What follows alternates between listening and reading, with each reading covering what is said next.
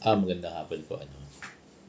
So, merong guro nag-chat sa akin, ano, na hindi ko lang alam kung nagbibiro siya o totoo. Sabi niya, Sir Bong, meron po akong kasamahan na guro, eh, ano naman daw, season teacher, no.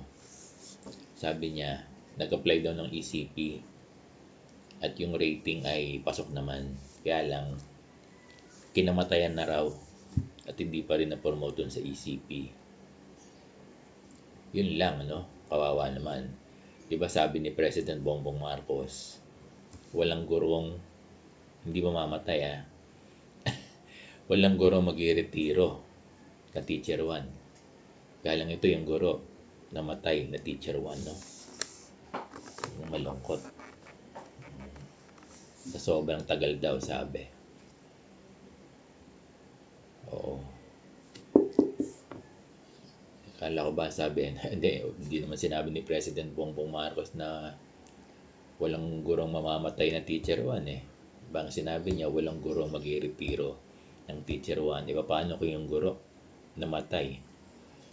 So, hindi siya nag-teacher 3. Namatay siya na teacher 1. Yun ang masakit, no?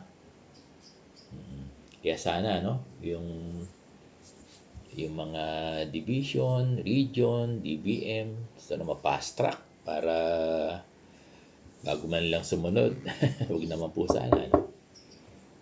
Sana yung mga teacher, abutan pa yan, ano? Sabihin, yung promotion nila ay abutan pa nilang buhay sila. Hindi ko lang alam kung totoo yung sinasabi ng teacher. Pero posible kasi may mga gurong namamatay, eh.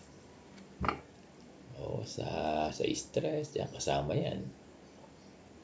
Hindi naman siguro dahil sa ECP kaya namatay. Hindi naman ganon. Baka dahil may sakit. Kaya lang itong gurong ito, probably naka-apply. Hindi naman niya sinasabi na namatay dahil na-stress sa ECP. Hindi ganon. Ang sinasabi niya, Sir Bong, hindi na po naabutan ng guro. Kinamatayan na yung application niya sa ECP.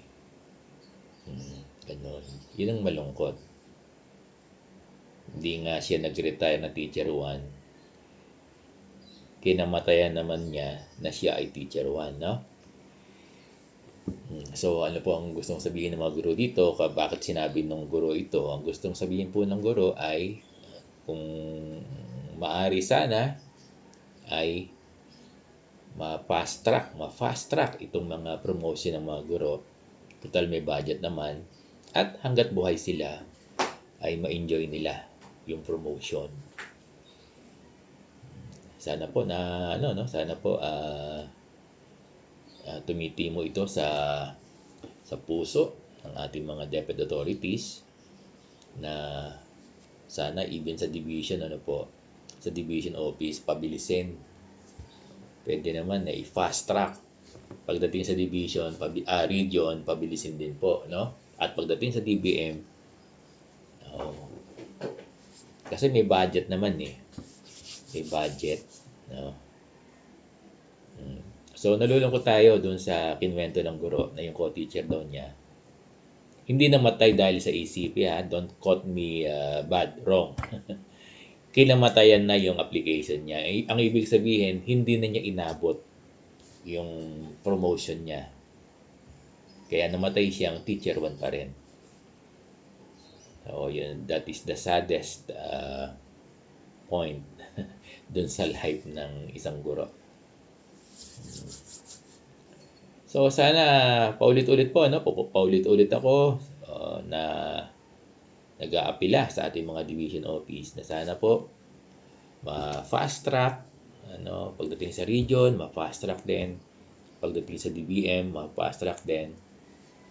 Para pagbalik sa division, maaabutan pa ng mga guro na buhay sila at may enjoy nila. Ano po?